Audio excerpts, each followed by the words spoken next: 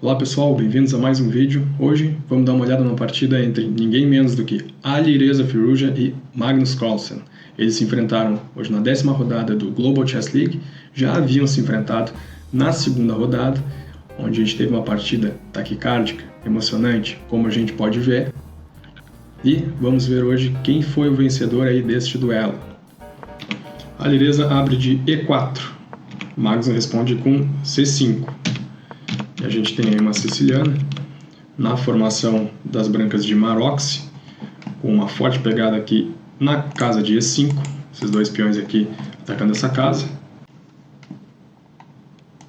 A partida segue com vários lances de desenvolvimento e mais lá na frente eu quero chegar no lance 25, onde o Magnus toma uma decisão interessante. Aqui ó, ele entrega o par de bispos dele para colocar o cavalo em F4, nesse posto avançado. E aqui o Alireza toma uma decisão interessante, que se mostra um pouco perigosa. Ele captura esse peão de H4.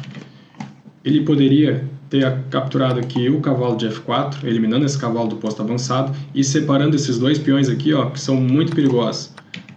Esse peão aqui de D5, inclusive, ele é passado e pode trazer muito risco aí para ele no resto da partida, como a gente vai ver aqui que foi o que aconteceu. Mas tem muita água para rolar ainda. A única certeza com esses dois jogadores aí no comando das peças é que vai ser uma partida interessante. Então a partida continua aqui com a captura do peão de H4. O Magnus recorre a esse recurso tático aí, atacando a dama com o cavalo, ao mesmo tempo em que ataca esse bispo aqui sem defesa. E o Alireza ele tem que capturar o cavalo para eliminar o ataque da sua dama. Agora ele vai perder esse bispo aqui, mas não tem duplo aqui. Não tem duplo porque, nesse caso aqui, o cavalo captura o bispo com cheque ao rei. E aí a dama tem que recapturar e o bispo tem tempo de capturar esse peão aqui em G3. Então, obviamente, o Alireza não fez isso. Vamos voltar aqui. O Alireza jogou aqui cavalo D3. Esse é um lance perigoso. Ele poderia ter jogado aqui torre C2, auxiliando a dama na defesa desse bispo aqui, além de tirar a torre do caminho desse bispo de casas pretas. Vamos voltar aqui, a partida continua cavalo D3, o Magnus agora aproveita e joga D4, a dama escapa para E4, ela precisa continuar defendendo esse bispo aqui, e aqui a dama encontra-se sobrecarregada, pois ela faz aqui o bloqueio desse peão aqui de E5, ao mesmo tempo que defende o bispo. Então o Magnus aproveita isso taticamente, ele captura o bispo, a dama recaptura, e agora o Magnus avança o peão para E4. O Firouzja recua aqui esse cavalo para F2, o Magnus joga dama F4, ele tinha a oportunidade aqui de jogar bispo G5. Quem somos nós aqui para dar sugestão para o Magnus, né? Mas, com todo o tempo do mundo que o computador, a gente consegue achar os lances melhores. Mas com bispo G5, então, continuando aqui, ele descoordena um pouco essa torre aqui, ela tem que sair do apoio aqui a esse peão passado que as brancas têm, além de que esse bispo, a partir do G5, ele consegue apoiar o avanço dos peões negros na posição branca em direção à casa de coroamento. O Magnus coloca a dama dele em F4, o Firouzja opõe a dama adversária com a sua torre, o Magnus diz não vou ficar nessa coluna, ele vai para a coluna E, o Firouzja insiste, coloca a torre dele pressionando esse peão aqui, o Magnus sai do caminho e percebam aqui que o branco não pode capturar esse peão aqui, pois o cavalo, que é a peça que poderia capturar, está cravado aqui pelo bispo na torre das brancas. O Firouzja agora instaura o caos no tabuleiro com o lance G5. Ele quer gerar algum tipo de contrajogo aqui, senão ele vai ser esmagado pelos peões aqui do Magnus Carlsen. Então, quem sabe enfraquecer a defesa do rei adversário com o avanço desses peões aqui. O Magnus captura o peão em F5, Firouzja joga dama H5, atacando esse bispo aqui. E agora o Magnus oferece uma troca de damas. Se tu fosse Firouzja aqui, tu aceitaria essa troca de damas contra o Magnus Carlsen? O, na minha opinião, o maior jogador de finais de xadrez de todos os tempos? Pois é, Firouzja recua a dama dele, só que ele perdeu 35 segundos e agora está com só 26 segundos no relógio. A partida aqui vai ter que continuar a partida aqui de forma acelerada. Entendam, pessoal, que a partir daqui o Magnus vai jogar contra o relógio do Firouzja. Ele joga E3 aqui, forçando o Firouzja a decidir o que fazer com o cavalo dele. O Firouzja responde com G3. Esse bispo aqui está preso, então ele ameaça capturar o bispo. O Magnus captura o cavalo com cheque e na sequência vai perder o bispo. Poderia aqui o Magnus ter jogado bispo G3 a dama recaptura, e aí captura o cavalo? Não, captura a torre, ó, avança o peão, e essa torre aqui está imóvel, e a outra não pode capturar o peão porque está defendido por essa torre. Então, o Magnus ganharia aqui essa qualidade. Mas não é assim que a partida continua. Lembre-se, pessoal, que o Magnus aqui está jogando contra a seta do Firuja, então ele vai colocar pressão no relógio e fazer lances rápidos. Ele captura aqui o cavalo com cheque em F2, o Firuja recaptura com o rei, porque se ele recapturasse com a torre, essa torre aqui de E1 ia ficar sem defesa.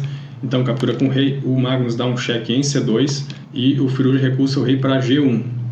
A gente tem na sequência, pessoal, o último ato aqui do bispo do Magnus, ele está preso aqui nessa casa de H4, então ele captura o peão em G5, o Firuja recaptura, a gente tem a troca das torres em E1, e agora os jogadores jogam um lance bastante rápido. Aqui o Magnus avança o peão para D3, o Firuja coloca aqui um pouco de pressão sobre o peão de F2, Magnus defende, Firuja intensifica essa pressão, e aqui o Magnus joga dama C3.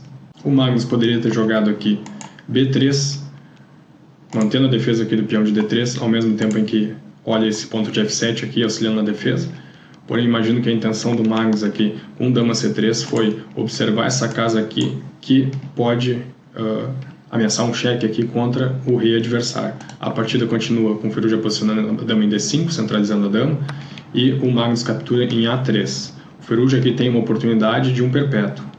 O Firuja diz, não, eu não vou ir para um empate aqui, eu quero ganhar derrubando a seta do Magnus igual eu fiz na partida anterior. Então continua aqui com C6, e agora eles fazem uma série de lances rápidos aqui, oferece a troca, o Firuja não aceita, o Magnus avança também, então é colocada pressão sobre o peão de D2 que vai ser capturado, o Magnus antes disso dá um cheque, agora o rei vai para G2, o Magnus coloca um pouco de ar aqui na oposição do rei dele, e finalmente o Firuja captura o peão de D2. A partida continua com vários lances aí sendo feitos em muito pouco tempo, a torre aqui não pode capturar a dama porque haveria recaptura aqui com promoção à dama, e nessa transação as pretas teriam perdido uma torre. Obviamente Magnus não faz isso, então a partida continua aqui. A gente tem o peão avançando aqui para tentar destruir um pouco a defesa do rei preto, e o Magnus aqui por outro lado está avançando esse peão aqui. A partida continua, e aqui a repetição de alguns lances. O Magnus aqui se coloca numa posição muito perigosa, pois se o Firuja captura aqui a dama, o Magnus recaptura, e o Firuja tem esse lance aqui, torre D2, ameaçando aqui posicionar a torre na última fileira e proteger o avanço desse peão. O Magnus poderia aqui jogar rei D2, mesmo assim esse lance continua existindo aqui, e fica muito difícil a situação do Magnus, no caso aqui ele estaria perdido. A partida continua então, a gente tem a torre em D8, pois o Firuja não captura a dama, e aqui as brancas começam a atacar aqui a posição do rei negro. Só que o rei branco ele está vulnerável também, e o Magnus se aproveita disso. Então a gente tem aqui essa série de lances que vão culminar aqui com a perda da torre por parte do Firuja. Reparem que aqui ele não pode capturar esse peão com a dama. Na verdade aqui ele não só pode como deve, porque o Magnus pode-se pensar que ele teria esse recurso aqui, só que essa posição aqui, ela é uma posição de empate ainda. As brancas têm esse recurso aqui. Só que a partida não continua assim, pessoal. Ela segue caótica. O Firuja tira o rei aqui para G3, e o Magnus aqui teria a chance de ir para essa posição vencedora, mas é muito difícil com 11 segundos no relógio, então ele obviamente captura a torre aqui, e aí o Firuja dá o cheque e continua nessa posição aqui empatada. Só que a essa altura aqui já caiu a seta do Firuja, então a gente tem um vencedor para a partida, é o Magnus Carlsen. Ele se vinga, digamos assim, do Firuja, porque a primeira partida que ele jogou contra o Firuja no segundo round desse torneio, ele perdeu também por questão de tempo, então ele derruba a seta do Firuja e vence a partida. Pessoal, espero que tenham gostado da partida. Eu acho bacana esse enfrentamento entre o Magnus e o Firuja, os dois grandes jogadores aí. O Firuja é um prodígio que promete aí muito ainda no mundo do xadrez, quem sabe um futuro campeão. E é isso, até a próxima partida.